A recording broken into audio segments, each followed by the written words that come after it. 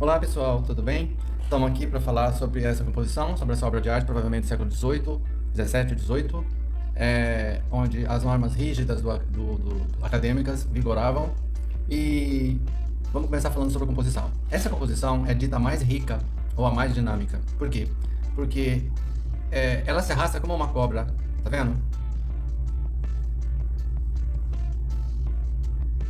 Ela forma um S. Eles dizem que essa composição faz o movimento de uma cobra. Então ela é dinâmica e rica, porque ela distribui todos os elementos dentro do campo visual. Outra coisa que a gente vai notar aqui é o seguinte, como eu tenho falado muito dos cinzas cromáticos, e vamos ver a aplicação deles aqui. Por que cinza cromático?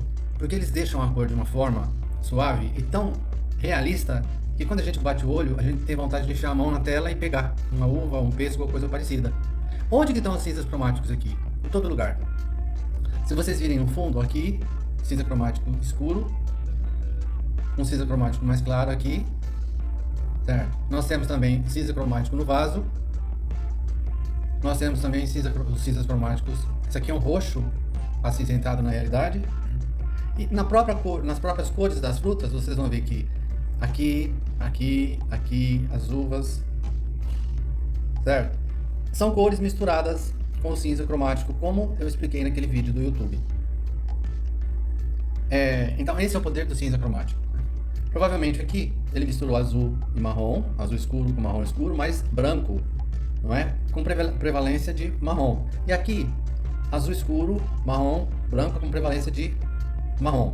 Aqui com azul, prevalência de azul. Aqui com prevalência de marrom. Outra coisa que vale a pena salientar nessa composição aqui é o cuidado que ele teve com a matização, ou seja, uma cor entra na outra perfeitamente, a gente praticamente não nota marca de pincel.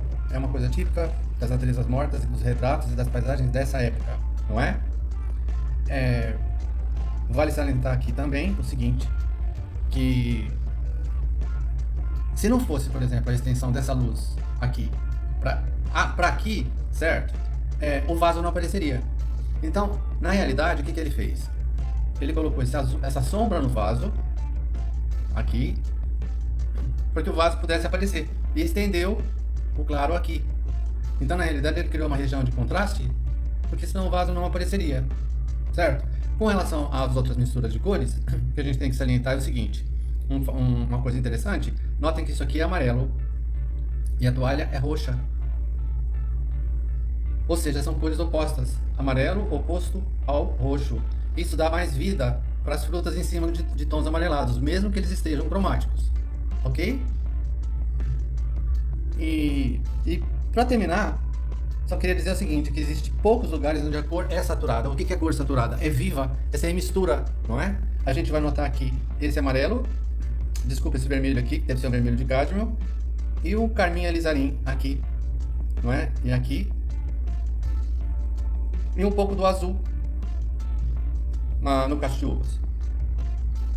Então isso tudo faz com que esse tipo de trabalho seja um trabalho apreciado dentro das normas da pintura acadêmica, ok? Então tá aí, vamos daqui a pouquinho analisar uma obra mais moderna. Só para salientar, existem formas circulares aqui, formas essenciais circulares, não é? Que a gente já viu também no outro vídeo. Aqui, na realidade, para ser construído, a gente está pensando num cilindro, uma forma cilíndrica, certo? Com luz à esquerda. Ok? Então, é isso que eu teria que falar brevemente para vocês com relação a essa natureza morta aqui. Ok? Ok, pessoal. Agora a gente está vendo aqui uma obra contemporânea. Por que contemporânea? Por diversos motivos. Liberdade de cor, liberdade de expressão, liberdade de pincelada. Na natureza morta anterior, a gente viu que as pinceladas são presas e são bem comedidas, ou seja, uma cor entra na outra, de uma forma como a gente enxerga. É uma tentativa de se fazer realismo na pintura. Começando a analisar esse tipo de coisa, de estrutura, de harmonia na composição, a gente vai ver que essa natureza morta, ela tem uma estrutura triangular, certo? É chamada de estrutura triangular. É uma boa escolha para quem quer fazer qualquer tipo de pintura. Você escolher o triângulo como distribuição dos elementos, não é? A abóbora, a garrafa e a fruta. Com relação à luz, a luz está vindo da esquerda, mas a gente vê aqui diversas coisas, por exemplo, que pertencem à escola contemporânea. A gente fala em arte moderna, o impressionismo para cá. É arte contemporânea, vamos dizer assim, a arte pós-guerra, tudo que foi feito a partir da Segunda Guerra Mundial. Tem gente, não se sabe a data exata que começou, mas entre 45 e 46 até a década de 60. Tem gente que atribui a arte a arte contemporânea, como década de 60. Então vamos lá. Se vocês notarem na composição anterior, todos os elementos são bem desenhados, são bem equilibrados. Aqui não. Aqui, se a gente traçar, por exemplo, um eixo aqui na garrafa, a gente vai perceber que a garrafa está torta. Ela está torta. Ele não teve preocupação, por exemplo, com o desenho, mas com a expressão em si, certo? Com relação aos cromáticos, não existem cinzas cromáticos aqui. Na realidade, isso parece ser uma aquarela. Parece não, é uma aquarela ou então um óleo bem diluído. E com relação, por exemplo, à mistura de cor, existe um outro fator aqui de muita importância. Qual é? Aqui. Se vocês notarem essa região da abóbora, deve ser uma abóbora, vocês vão ver que essa cor de cima não tem nada a ver com a cor de baixo. Que a cor de baixo se torna uma cor suja, não é? Veja que essa cor aqui não tem nada a ver com essa.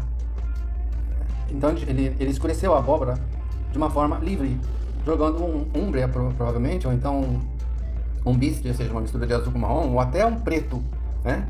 E notem como fica pesada a composição, fica bem pesada, não fica harmônica, fica pesada.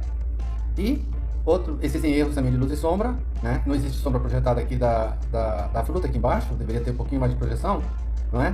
E o nivelamento dos elementos não está correto, né? A garrafa está em cima da abóbora, quase em cima da abóbora, o pé dela não condiz com a composição, não condiz com aquilo que a gente está vendo.